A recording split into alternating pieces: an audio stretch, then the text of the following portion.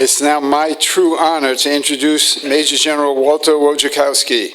Sometimes it isn't who you know, but who you know who knows someone. In this case, I thank my friend of almost 40 years, Michael Silverstein. Michael, please stand up. Michael and General Wojdakowski are very close friends, and through the years, Michael has many times told me, given me a little bit of insight into who this big man standing to my right is. And as that went along, finally I thought, gee, what a perfect opportunity to bring Major General Wojdakowski here, Wojo to many of his friends, or Walt. And in the process, when I called him and asked him about it, he was so gracious and so willing to do it, and he made the 2-hour drive up from Columbus this morning in order to spend time with us. Let me give you a little bit about his background.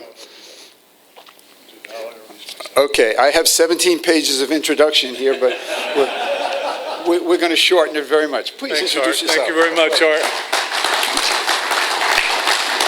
Boy, what a pleasure to be here. When Art asked me to come speak, I had to tell him, well, I'm not a Vietnam veteran. He said, well, that's okay. We need you to come.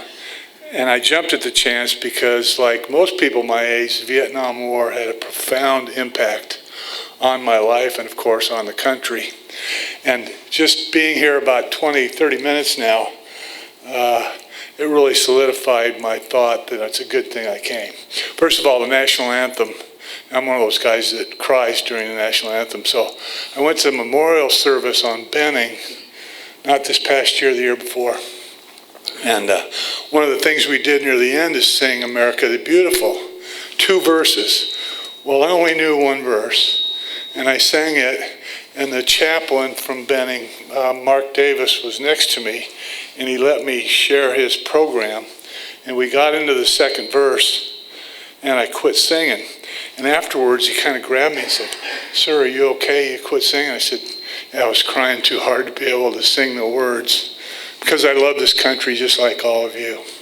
And I'm really proud to be here with you Vietnam veterans.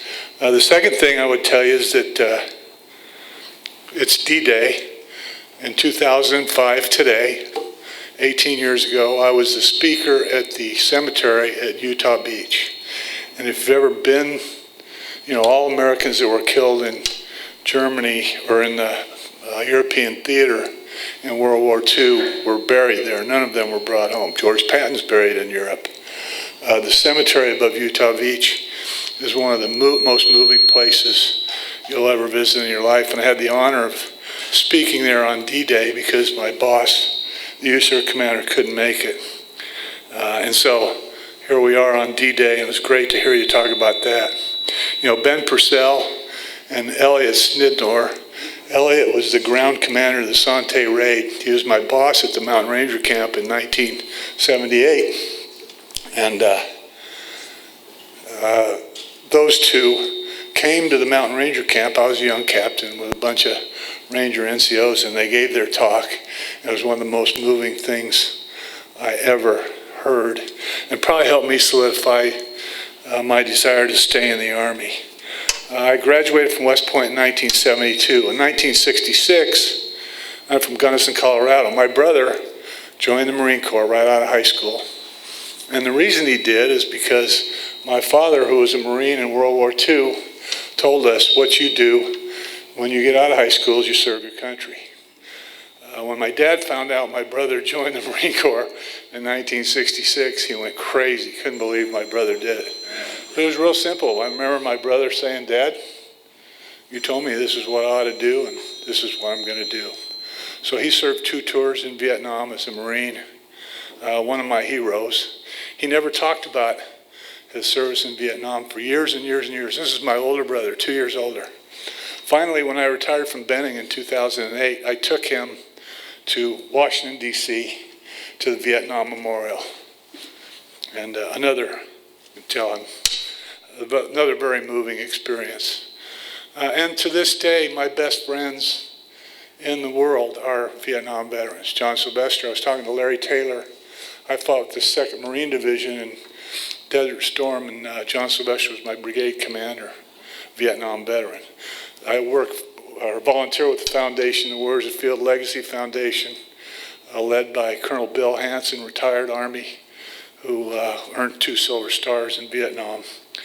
And all of my mentors in the Army, all my career were Vietnam guys, so I really feel a closeness to each of you, although I never got to serve in Vietnam. When you think about the impact of that war on the country, I was listening to the memorial service the other day, 58,220 killed in Vietnam, over 160,000 wounded. What an immense impact on the country. I did go to West Point in 1968. My class was an interesting class.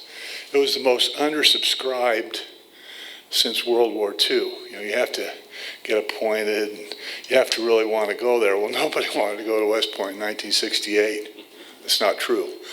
In order to want to go there, you had to really want to go. So as far as nominees to the Academy, very undersubscribed, lowest is World War II. But my class had the most general officers of any class since the class in World War II, because we really wanted to be there and we really wanted to serve our country. Interesting impacts. Okay, so leave the first slide up there. That's it. As far as the introduction, I didn't want him to do an introduction because when I retired from the Army, I mean, if you serve 36 years in the Army, you go a lot of places, you do a lot of things. And so they started reading my bio, blah, blah, blah, blah, blah. I mean, people were falling asleep in the stands, you know. It's like, God, get it over with. Well, my niece was there, Casey, and when I sat down next to her, she said, gosh, Uncle Wally, you had an extinguished career. And I did. I had an extinguished career, and it is extinguished. Since I got out of the Army, I did some things for the Army, and right now I volunteer for a Wounded Warrior Program, not a foundation. And I also am on the Army Science Board, where we're working on replacing the M1 tank, how we're going to do that. So I don't want to talk strictly about my leadership philosophy because you'd be asleep through that. So I thought I'd talk a little bit about Desert Storm. Art said you might be interested in some of that. And I'll link that with kind of what I use as a leadership philosophy. Now, I was a battalion commander in 1990, when Saddam Hussein invaded Kuwait. You know, battalion command is about the last time you're really close to soldiers. I had been in command for a year. We were the last vestige of the 2nd Armored Division. Our brigade was going to inactivate after an NTC rotation. We were supposed to deploy in September. And we were in the field, and they called me back in and told me that Saddam Hussein had invaded Kuwait and we're going to probably go and liberate Kuwait. Of course, like everybody else, I said, okay, where the hell is Kuwait? You know, sorry. And who is Saddam Hussein, for criminy sakes? So it was quite an experience because the battalion I had was Bradley Battalion, 4 Bradley infantry companies and a tow company. And the old J Series TONE had 848 men. It was all men. And we had been training to go fight in the desert at the National Training Center, Fort Irwin. So we're really ready to fight in the desert. And lo and behold, instead of going to NTC, we went to Saudi Arabia for Desert Shield. Getting ready to go was interesting because we had never really deployed for real anywhere. We didn't know how long we were going to be gone. Didn't know if we were going to fight. And so getting ready to go, we had to turn our barracks in, the motor pool in, everything in. If you were a single soldier, we had to box all your belongings up and put them in storage. Car had to go in storage. Turn everything back to the installation.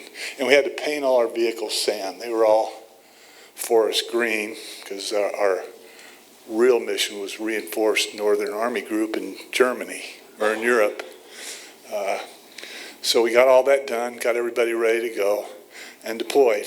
The deployment was interesting. We put all our stuff, all our tracks on rail, railed them out down to the port, Corpus Christi, and then we drove our wheels down there. Well, what the movers did, the strategic movers, is they put, all of our tanks in one ship, all the Humvees in one ship, all the trucks in one ship, 113s in one ship. That was the efficient way to load everything. Well, what? 300 some odd thousand people and untold number of vehicles went there. So we got to the port of Dammam in Saudi Arabia and had to sort all that equipment out. So the first lesson, which was right in line with one of my philosophies, is never break the chain of command. I should have loaded my unit on one ship, so when I got to the other end, I had all my stuff. It took me about 2 weeks to get that reorganized. Next slide. Okay, and so we were in Saudi Arabia from about 19 September, when I arrived there, until we attacked into Kuwait. Now, the Tiger Brigade was the 3rd Brigade of the 1st Cavalry Division at Fort Hood because the 2nd Armored Division was inactivating. And so when we got to the desert, getting things sorted out, we finally moved out to a place called Uri, Saudi Arabia. To this day, I couldn't tell you where the hell that is. I mean, it was out in the desert somewhere, in the middle of nowhere. No terrain to speak of. There was a little store there, a little shop, Saudi Arabian shop. Guy had a couple cases of Coke, maybe a carton or 2 of cigarettes. And this is in September of 1990. By the time we left that assembly area in January 91, his store was about as big as this room, had Cokes stacked to the ceiling, enough candy bars to feed the entire Tiger Brigade, was 6,000 guys, and the 1st Cavalry Division, another 12,000. I mean, we made the guy rich. I remember going in there in January to buy some Cokes and stuff, and he had a wad of cash like that. And so we made him rich. Anyway, my philosophy was train for war every day. So we got in that assembly area, and most of the Army went into assembly areas. We went into a tactical assembly area. So we maintained tactical status the whole time. So from September 90 till we moved north in January 91, we were in tactical mode.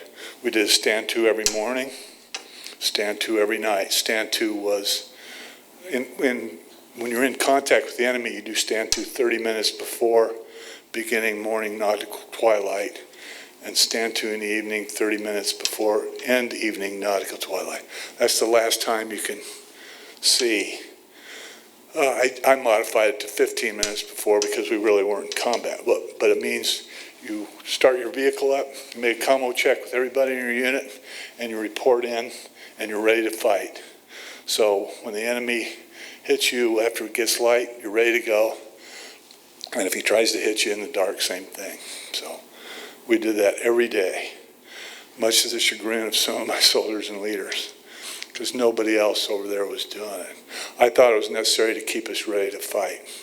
We really didn't have a mission for the war, and so it was a little bit difficult to keep the guys focused. We did a lot of training and stayed as ready as we could. Next slide. So in November, this is a slide. This is a real slide of soldiers. These are soldiers mainly in the 1st Cavalry Division and the brigade I was in. And it was the day that General Schwarzkopf came and talked to the whole unit. We're out there in the desert, and he was on this big dais. And he told us that, yes, we're going to go to war. I can't give you the details, but you need to be ready. So we're now marching back to our transportation to get back to our assembly areas. And it was quite an event. Next slide.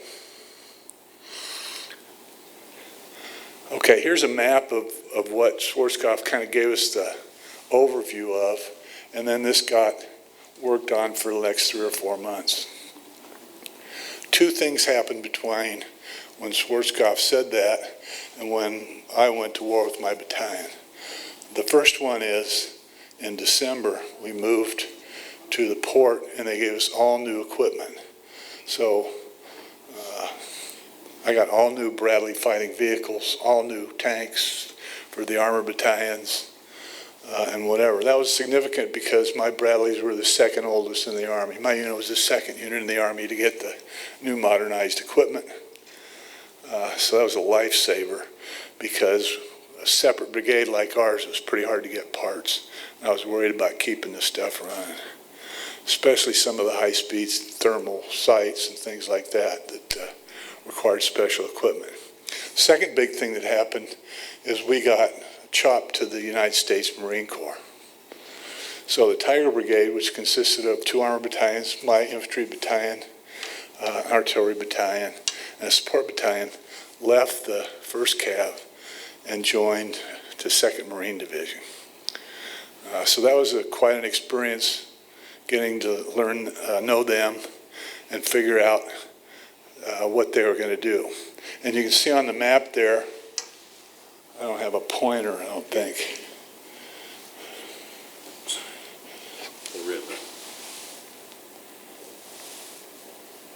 Right there. That's the Tiger Brigade.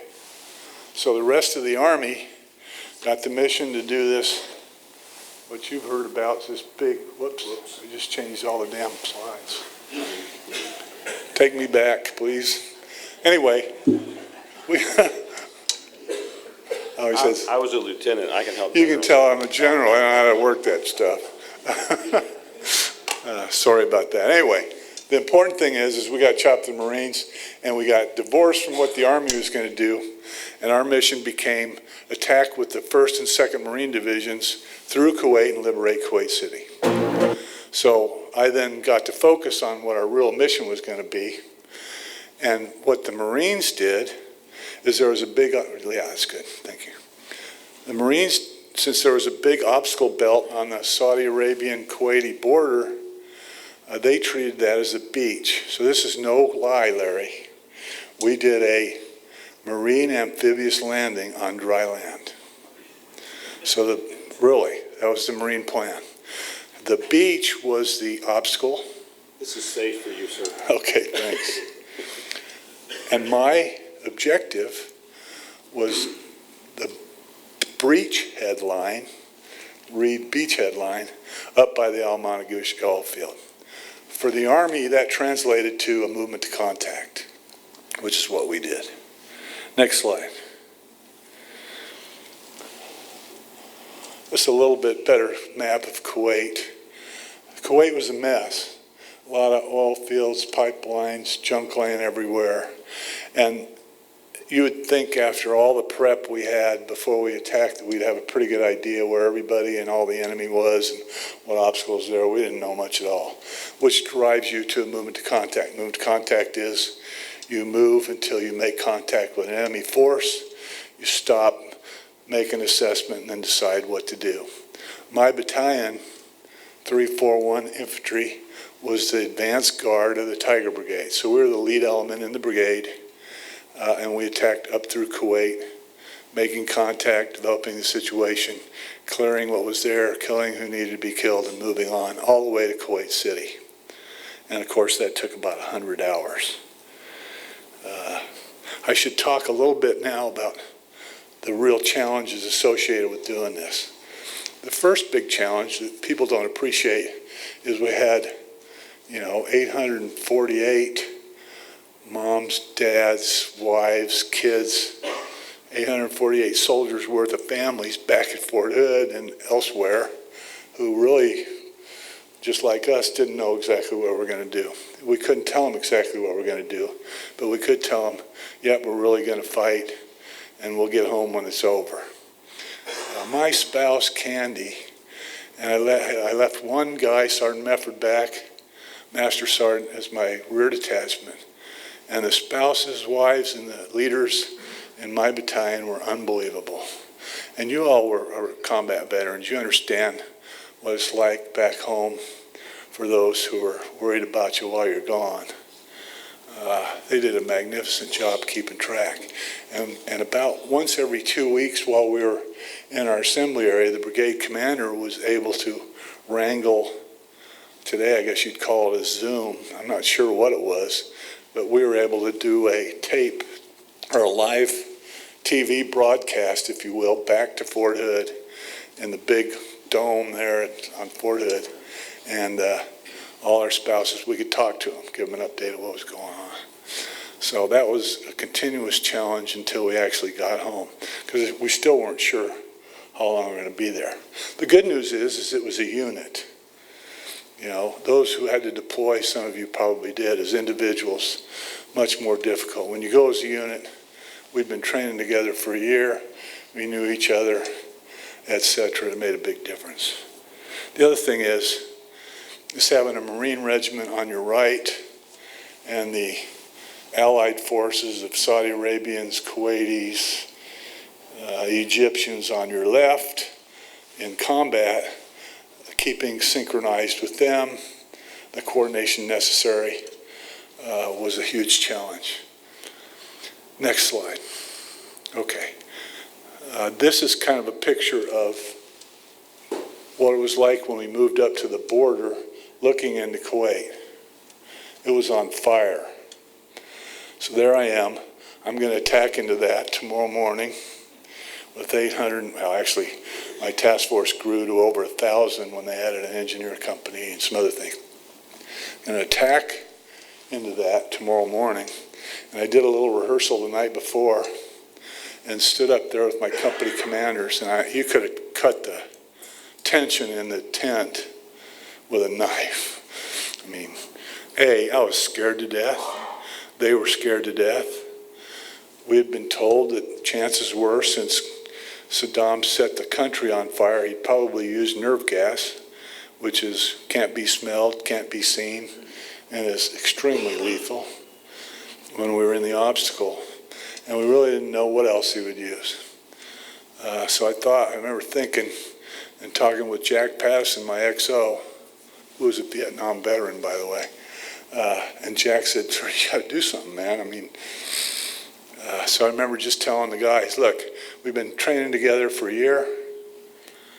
During that time, I never expected you to be perfect. And most importantly, your soldiers didn't expect you to be perfect.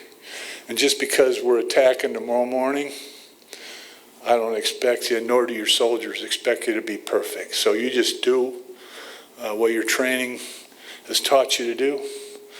We'll stick together, fight as hard as we can, and we'll be okay. And we were. So that kind of, you could feel the air go out of the room. Thank God I had Jack Patterson. By the way, Jack was a PFC on Hamburger Hill in Vietnam and was the first captain of West Point, class of 1974. That was my executive officer. Wow. So I really didn't have to do a lot. I had him and some great company commanders. Probably don't have time to tell you all about them, but suffice to say, all of my company commanders made major below the zone. So they're really top flight guys. And 3 of the 4 got Silver Stars in Desert Storms. A great group of people. Anyway, next slide. This is the Al Managish oil field. To the right of it was a pipeline going all the way to the coast, and that was the breachhead line that the Marine Corps gave me to go to the first night of the war. So we attacked through the obstacle and got up there in the dark, and it was easy to find because that thing's easy to find. We didn't have much navigation. I had only a couple GPSs. Today, you got GPS everywhere, your phone. I mean, you can tell where you are. There's really no terrain in Kuwait, just open desert. But this was a great way to navigate. So we got up there, no problem. The very first night, though, and we didn't do much fighting to get there. Wasn't anything south of there. That night, we set up night defensive positions, got everybody accounted for, and about 2 o'clock in the morning, Bravo Company, my main effort, reported to me, "Sir, we have dismounted enemy coming towards our position." Holy cow. So he was ready to fire him up. So now you got to make sure. I mean, let's not open fire. And so this was right in line with one of my other leadership techniques was discipline. Discipline means you do what's right whether anybody's watching you or not, and you have the discipline to follow orders and to make sure you're doing the right thing. I told Gary, unless they shoot at you, don't shoot at them. Let's make damn sure they're enemy. And we had a challenge in password, and they tried the challenge. Now, you know, you're talking about young kids in squads, you know, in the defense, have these guys come, and you're looking at them through thermal sights. They're saying the challenge, and those guys don't know the challenge in password. Ultimately, though, they called out, and they are Marines. I'm not faulting the Marines, but the Marine regiment on my right flank had set out a dismounted platoon to do a reconnaissance, and they had meandered over in front of my position and were coming back to the friendly lines. And, you know, I thank God that Gary, first of all, that company commander, had the wherewithal to tell me about it, and second, that his soldiers had the discipline. I mean, the first night they'd ever been in combat, not to fire those guys up. Thank God. I got a million more of those stories, but we probably don't have time to go through all of them. Anyway, the navigation and linking problem with the guys on my right and left was a continuous problem. Next slide. This, I said there wasn't any terrain. This is just kind of a landscape picture of what southern Kuwait looks like. There's nothing there except all these oil fires burning, the power lines coming off their power plants and things like that. And really, when we got alerted in August of 1990, there were no maps of Kuwait. There were no military maps of Kuwait with grid lines and all that. I mean, you got to have grid lines in order to fight. So it was a real challenge. What I used was I gave my scout platoon on my right flank, their job was stay linked up with the 2nd Marine Division Regiment. My Charlie company, stay in contact with the Allies on the left. And the dividing line was just a grid line, or I guess a longitude line that was a separation between us and the Marines, and another one on the other side, really no definable terrain features. Well, my scouts had one of the 3 GPSs. My S3 had a GPS, and my lead company. So they kind of could keep us in track as long as the satellites were all working and all that stuff. So, now, the actual fighting.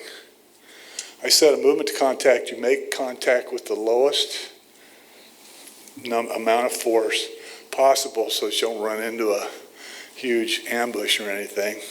And we had practiced this ad nauseum. And then you develop the situation, decide what you're going to do, and kill them. So in order to do that, your command and control system, your ability to communicate, give orders precisely, and all that was critical. And we had practiced that to the ends of the earth. So we're really good at that. And so most of the enemy we discovered were in bunkers. A lot of them, if you pounded those bunkers with high explosive 25 millimeter rounds, or a couple of main gun tank rounds, or some mortars, some of those bunkers the guys would just give up. Those that didn't, you had to, you know, attack them, send infantry in there, fight through, and clear those bunkers out. And we did that continuously for the entire war. And ultimately ended up on the Al Mutla Ridge outside Kuwait City by the Ali Al Salam Air Base at about the time of the ceasefire. Skip the next slide and go to the next one, please. Next slide. There you go.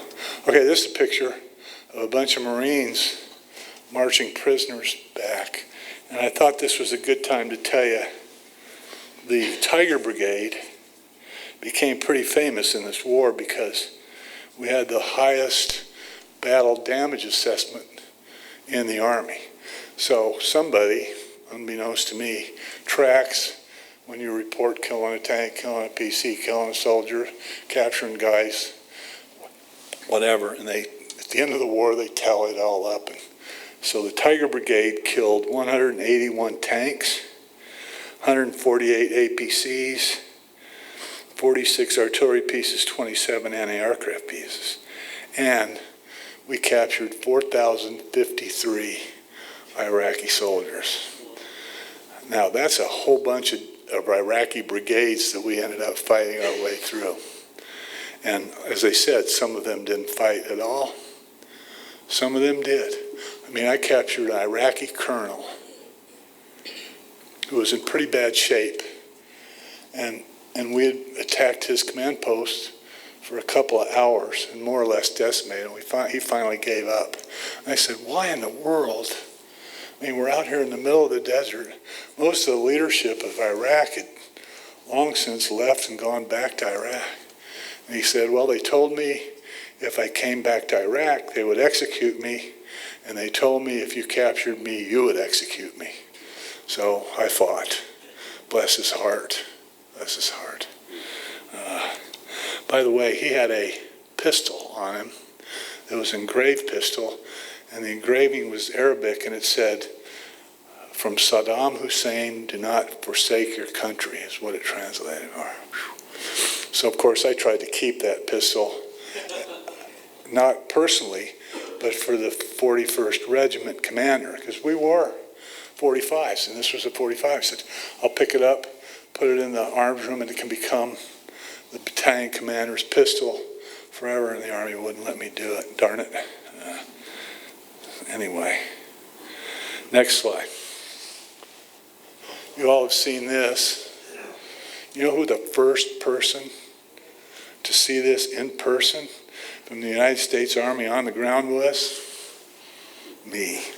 If you look at this picture to the left, in the background there, you can see some high ground. That's the Al Mutla Ridge. And at the end of this road, in that direction, is the choke point on Highway 80 going to Iraq. And this is the road that the Air Force, bless their hearts, just bombed the living daylights out of. They started that in 17 January and went all the way through the end of the war. Most of the attacks by air were into Iraq. Very few in Kuwait, because we didn't want to destroy Kuwait, because that's who we're trying to liberate. But they had free reign on this highway, because all those guys, you know what they're doing, right? They're heading for home. They're leaving Kuwait, and they're going back to Iraq. By the time we got there, and we went through and cleared this, there wasn't anything left in them. They'd been looted, all the bodies removed. Everybody was gone. It was just the trash that you see there. On that ridge around this, and this is about 5 miles from the heart of Kuwait City, due east of Kuwait City. On that ridge was one horrendous minefield and a whole bunch of bunkers that we'd cleared the last day of the war. I had a number of people wounded on that bunk complex around Kuwait, because there was quite a few soldiers there who fought, and those bunkers were well built. The minefield was a mess. Breaching mines in combat is really hard, and breaching pipelines in combat is really hard, because you got to destroy them and stuff. We had a real good battle drill, and I had an engineer company who got a horrendous workout doing that. But a lot of some of you are probably familiar with the bouncing Bettys. Iraqis put a lot of personnel mines, anti-personnel mines out. So I had, sergeants who would go out to check range cards on the vehicles and would step on a bouncing Betty, of course, to take a chunk out of their leg. So I had 26 soldiers wounded in the battalion, and nobody died. They all made it home, which was great. Okay, go back to this. Yeah, we'll talk about this. Of course, when some of you probably, certainly when my brother came back from Vietnam in 1969, through the San Francisco airport, they spit on him. His contemporaries, people his age from America, spit on him because of the anti-war sentiment in the country. The foundation I work with, Warriors of the Field Legacy Foundation, the legacy part of that foundation is take these young wounded and troubled vets and remind them that they are the face of the Army and all the forces in the future. And that when Desert Storm was over, the country cheered for us. When soldiers came back from Iraq, I was commanding Benning, they would come up the escalator, you guys know this, in the airport in Atlanta, and people would cheer for them. The USO in Atlanta airport is one of the greatest USOs ever built. They are like gold. Some of you might even work there, I don't know. But I spent a lot of time there when I was in command because, you know, we would do Exodus over Christmas. All our soldiers would go home for Christmas and they go through Atlanta airport. That is a cherished, important part of our job and these new soldiers' jobs is to keep the country on our side.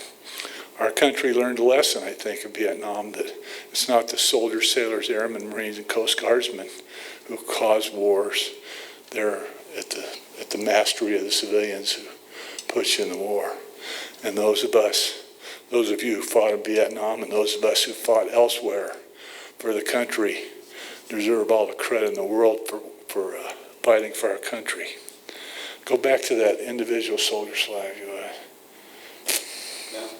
Back. There you go. Okay, this caption says it's a U.S. soldier standing guard at night. That's not true. This is a soldier on the Al Mutla Ridge 2 days after the ceasefire in broad daylight, 2 o'clock in the afternoon. That's what it was like. Now, this was a day that the wind wasn't blowing. The wind in Kuwait blows east to west. And when it does, the area around Kuwait City blows a lot of that stuff out of the way. On a day it doesn't blow, this is what it's like 24/7. The conditions that we fought in didn't help much from a standpoint of visibility and things like that. But the point of this slide is it's an American soldier.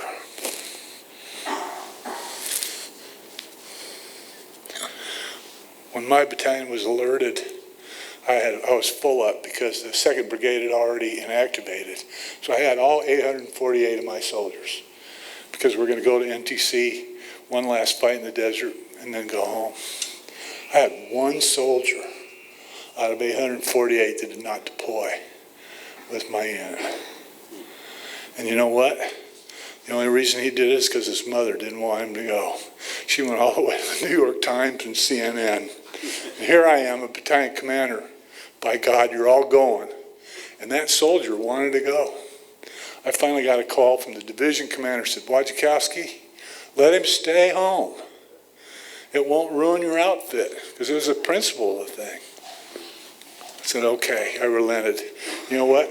2 days before we actually moved, he showed back up and he went with us. His mother relented, finally. He finally talked his mom into it. So there we are. Don't know how long we're going to be gone.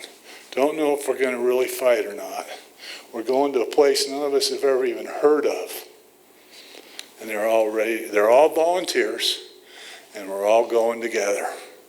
What a great thing about American soldiers, sailors, airmen, Marines, Coast Guardsmen. I don't know about you, but I'm proud I'm one of them. And that completes my presentation.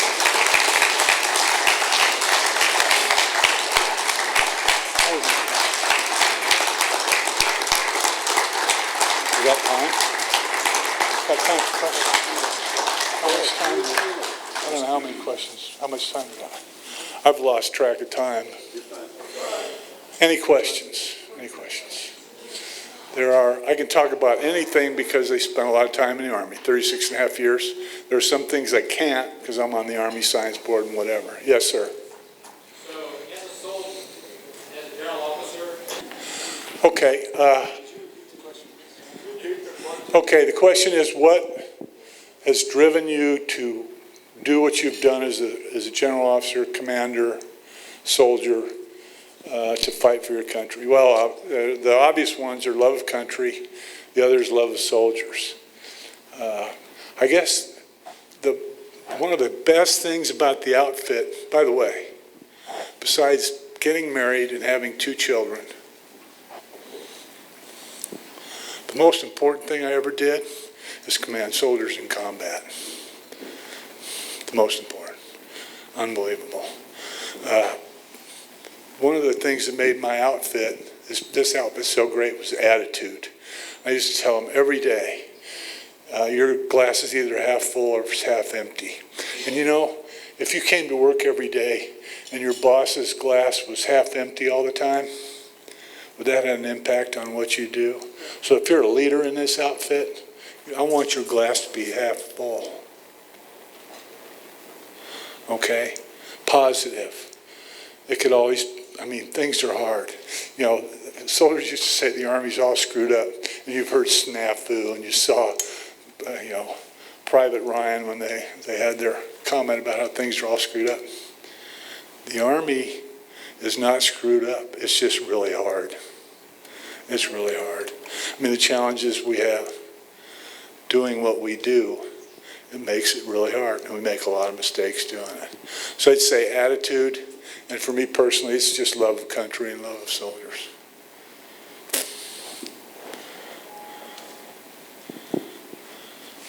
Yes, sir. You know, the point you make, it's wrong that soldiers have to buy anything to go to combat. And one of my priorities, I took command of Fort Benning, now Fort Moore, in 2006. And I'd been in the Army a long time. And I was tired of soldiers going out buying high-speed stuff to wear and cool knives and flashlights that really friggin' worked and all that stuff. So as the commander of Fort Benning, you're in charge of individual soldier programs. Everything a soldier wears, eats, sleeps with, fights with, is an individual the chief of infantry is responsible for. And so Sergeant Major Preston, who was then the Sergeant Major of the Army, the Corps Sergeant Major when I was in Iraq was my next door neighbor in Germany, a good friend. And I called him up and said, Sergeant Major, you ready? Because we'd talked about this for years. I said, you ready to go? He said, yes, sir. We're going to outfit soldiers with the best equipment in the world, all the way down to the damn flashlight they get. And we did. Because, you know, for one M1 tank, you can outfit every soldier in the friggin' Army with a cool flashlight and a cool, really. Our priorities were messed up. And to me, as an infantryman, it starts with PFC Glenn Schaefer and George Smith. Those are the first 2 Silver Stars in Desert Storm, both in my Alpha Company, 341 Infantry, clearing a bunker. Glenn Schaefer was an engineer, by the way, PFC. Great hero. But he didn't have the cool stuff. They do now. I'll tell you the other thing, you got me going. One more thing that's really interesting. How many aviators in here?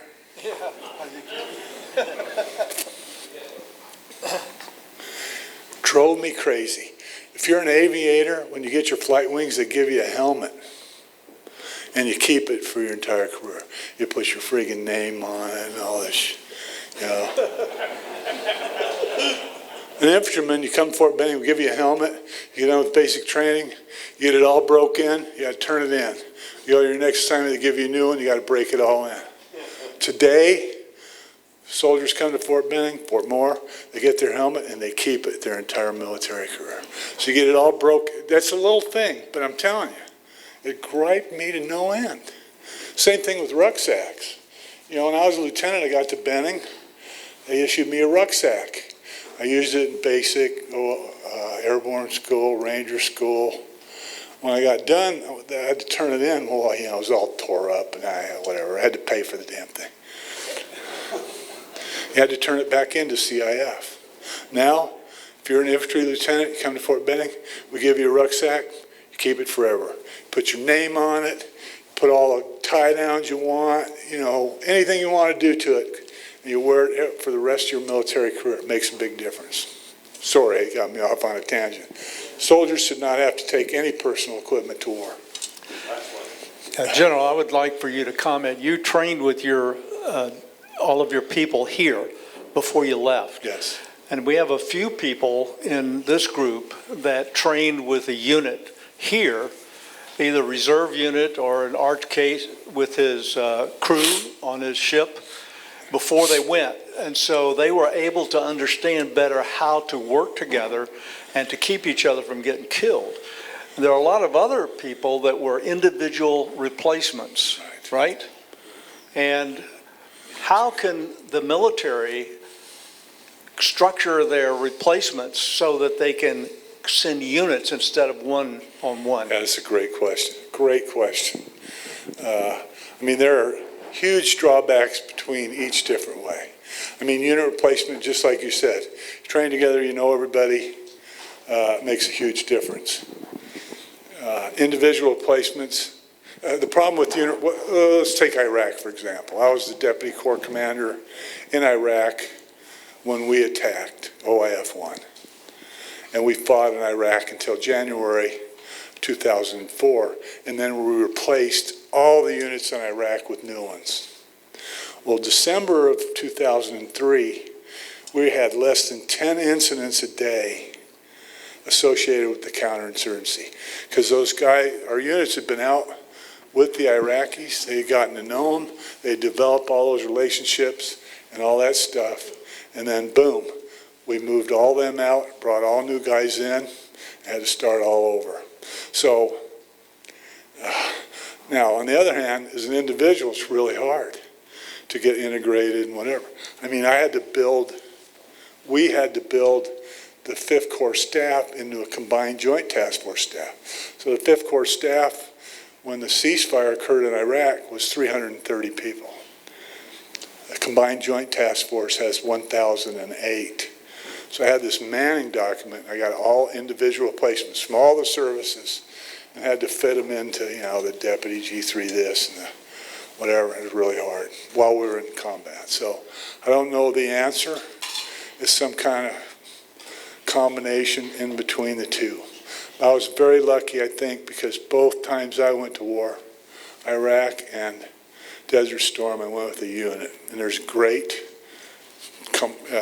benefit as an individual that goes in. You can spread the fear around a little bit. Okay. By the way, well, I got to tell you one more story. One more Vietnam story. Have you ever read Platoon Leader, written by Jim McDonough? He was an infantry lieutenant in Vietnam. He wrote Platoon Leader, which is on the reading list for all infantry lieutenants at Fort Benning when they come in the Army.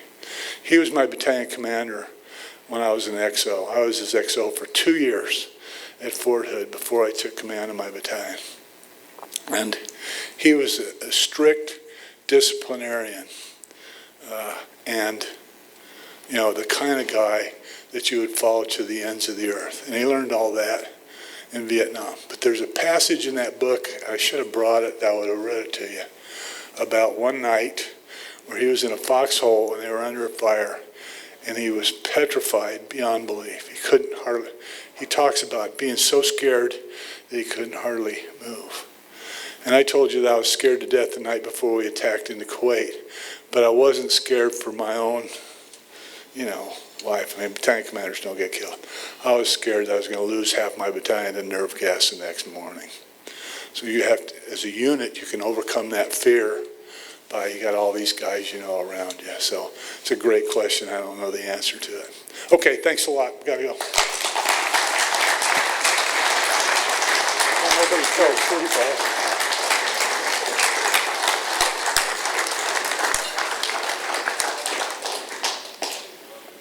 None of you heard the general's last remark. He looked at me and he said, well, nobody fell asleep. I think it went well.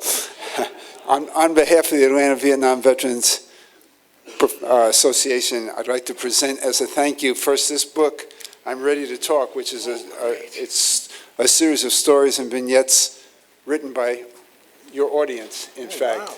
Please do enjoy it. And of course, a challenge pin. Thank you so much. Thank you so much for being here. Really. Thanks a lot. Thank you.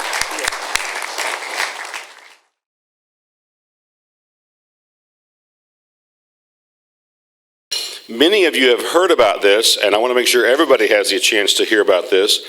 There are about only about 5 existing memorials in the whole country of the United States that honor both the Vietnamese soldiers and the American soldiers who fought and died in the Vietnam War. A lot of memorials to American soldiers who died, thank goodness. Very few that honor the South Vietnamese who also died. 380,000, give or take, soldiers died in that war. The project team starts with TraMy Nguyen, who's the project director. She's right here, and I'm going to have her come up and say a few words in a second. Hugh Lee is not with us today. Lei Duan is our public relations person. Trin Ha already introduced him. Carolyn Nguyen has a business over in Athens, and so she never gets away. She runs a restaurant over there. And Wayne Pham is TraMy's husband, does a lot of background support.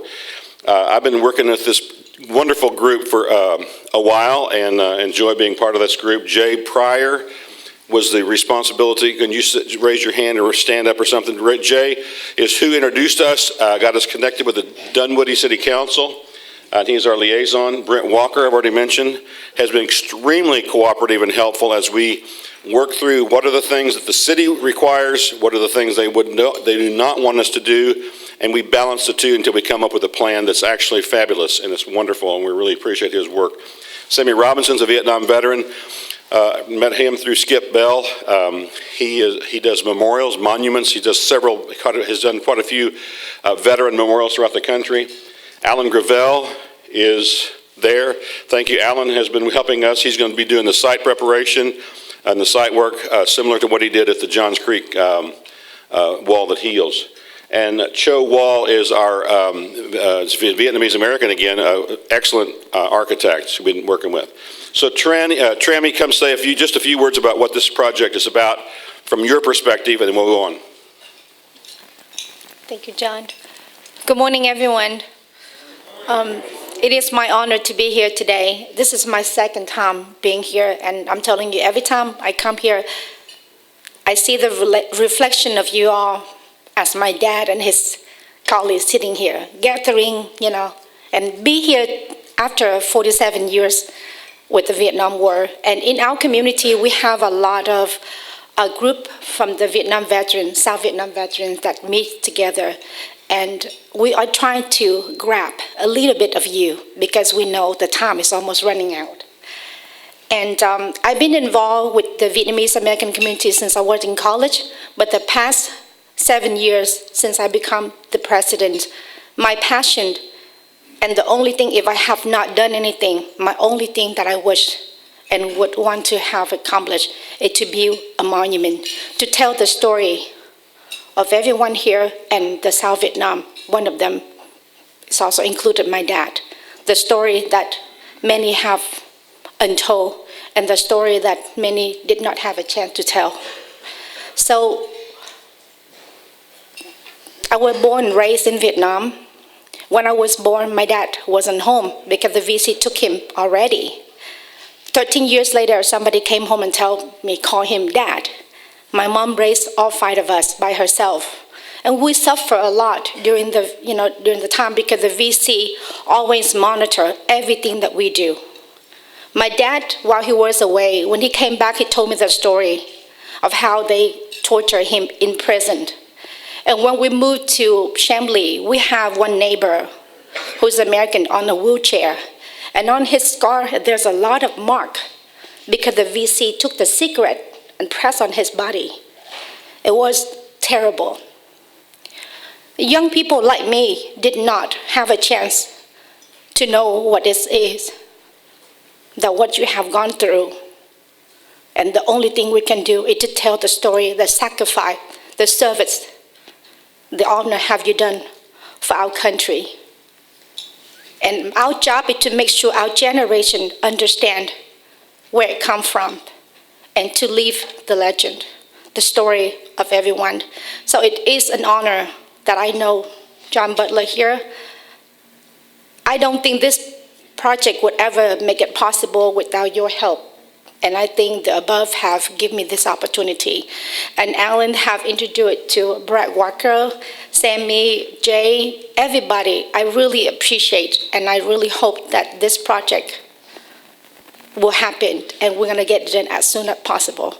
So thank you very much. Thank you. Thank you.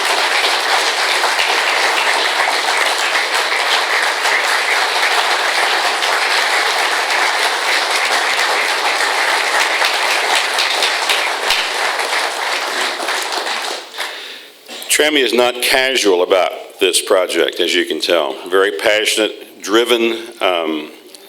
Had some opportunity to talk to Lay. I'm off track. I got to get back on track. Lay's story is incredible. You got to hear this at some point. But these people you will never find anybody more committed to service and selfless acts of helping other people. And nobody that I've ever met that's more patriotic than this whole community. There's about 100,000 Vietnamese Americans in Atlanta, about 60,000 in the Atlanta area, in Georgia. And so it's a great organization. This statue, I'm going to tell you right now, one of the few things that's different about this will be a statue of an American soldier and a Vietnamese soldier side by side. That's part of the things that characterizes this project.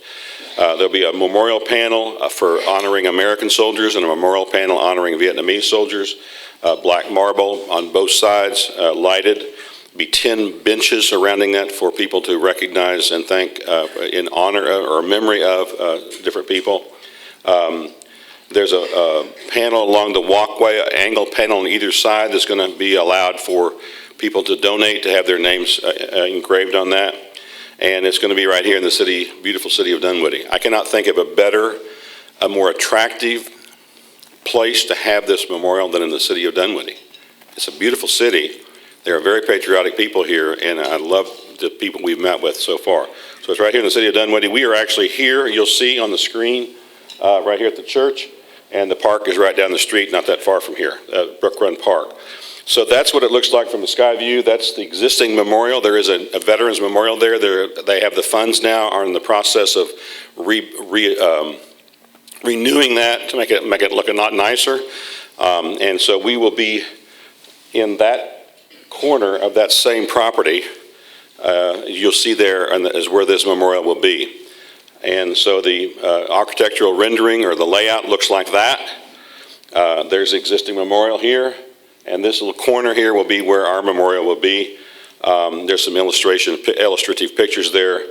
I want to just see this video. This will give you a pretty good sense of what this is like.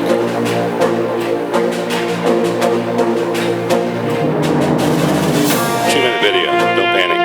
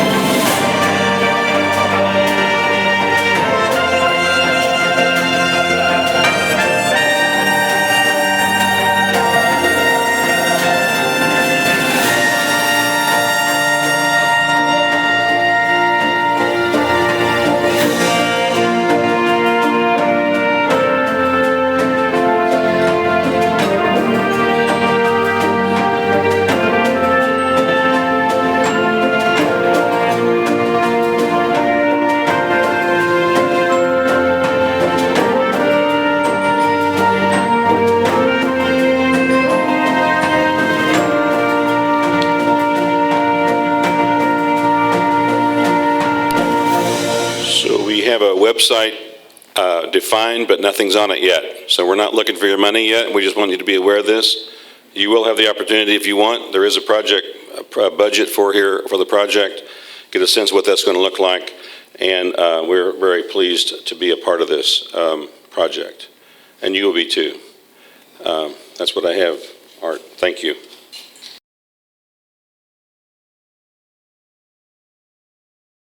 Thanks, Art. It's my pleasure to welcome and introduce Air Force Colonel Retired Lee Ellis.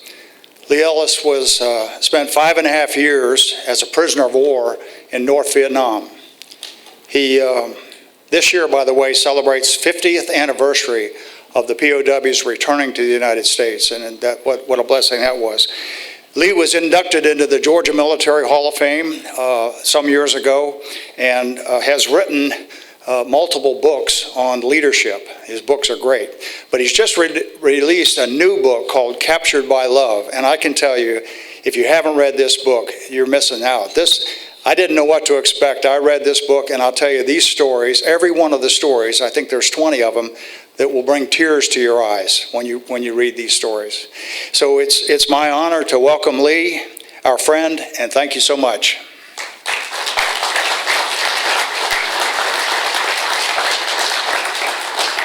Thank you so much, Brian. Brian has been a great supporter of Lee Ellis for a long, long time, and I sure appreciate it. John here also, and Ron Sherman taking pictures. He was in Commerce, Georgia on March the 28th, 1973, when I finally got turned loose out of the hospital and all the debriefs and all that at Maxwell Air Force Base in Montgomery. Flew to Atlanta. My parents picked me up, took me to Commerce, and they had an incredible parade with me riding in a Cadillac convertible. And Ron was there taking pictures, and we have some pictures that Ron took there. There'll be some, and it was in a New York Post article, Ron, of me shaking hands with somebody. Great picture he took, but it's on our website. So here's what I want to tell you about the book. There are 20 stories. All the guys in it were POWs more than 5 years. We have Ben Purcell from Clarksville, Georgia, and his story in there. About half of them were married and stayed married over the 5, 6, 7, 8 years. So their wives' stories are in there, and what those wives did and families did to change the policy of the U.S. government and from keep quiet to go public. Now, part of that was a change in administration that came in 1969. Secondly, though, they changed the policy of the communist government in Hanoi, and they stopped the torture. Ho Chi Minh died in early September of 1969, and when he died, the new leadership, they waited a couple of weeks, to celebrate his life, and then the new leadership came in. They called in the camp commanders and said, stop the torture, basically. And for the most part, they did. For the next 3.5 years we were there, which meant we had time to recover and get rid of our shame and guilt and anger and bitterness and all of that, and to come home free of the shackles and leg irons that we would have been in had we not had that time to recover. And not only that, but the Sante Raiders, the Green Berets, came in and raided the Sante camp in 1970. We had just moved out because they were trying to give us a better camp. They came in and we weren't there, but they put us all back to Hanoi and the Hanoi Hilton in big cells, about half the size of this part right here. There would be 50 to 60 guys in one cell. And all of a sudden we were living with guys, a whole bunch of guys, 24 hours a day for the next couple of years. It really helped us get healthy and helped us to have great marriages when we came home. A few of the guys were divorced, and they met somebody within a year and remarried, and some guys were like me, and we have 5, I think, in the book, stories, and we met somebody when we came home, and I've been married 48.5 years. And I was about the last bachelor to get married after we came home. Most of them have been married 49 years now. So the stories have history of the war, and history of the POW camp and history of what the wives are doing back home. All that comes together in each story, and between each story there's a historical highlight of what was going on either in the POW camps or what was happening back home. So I think you'll enjoy it. I will put some bookmarks back there. I may have some to sell if you want to come by after we finish here and have some. I don't know if my square is going to be working, but we'll see. But I do have a bookmark or a piece of paper for you to take home. Go to the website, powromance.com. That's on the bookmark. powromance.com has the first 50 pages of the book, which shows you all the stories, the preface, the introduction, 2 stories, and lots of pictures of the couples in there, early picture, late picture, and a lot of other stories about the war and links to more stories about the POWs when they came home. So I think you'll enjoy it. It launched last Tuesday, and it was a bestseller in 2 categories on Amazon. So we're excited about it. I think you will enjoy it, but once you've read it, you'll say, my kids and grandkids need to read this book too, because the love lessons in there are pretty important. Thank you very much.